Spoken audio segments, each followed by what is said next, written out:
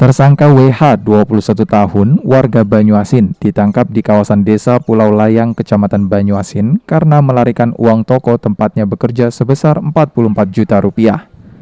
WH yang sempat buron hingga selama 4 bulan, awalnya diminta mengantarkan sembako ke Pasar Kuto di Palembang atas perintah majikan. Setelah mengantar sembako tersebut, tersangka tak kunjung kembali. Pemilik toko yang curiga lalu menghubungi tersangka, namun tak ada respon, sehingga pemilik toko membuat laporan polisi. Setelah penyelidikan selama 4 bulan, polisi berhasil mengendus keberadaan tersangka di wilayah Banyuasin. Dan setelah ditangkap, WH sendiri dibawa ke Polsek Pemulutan.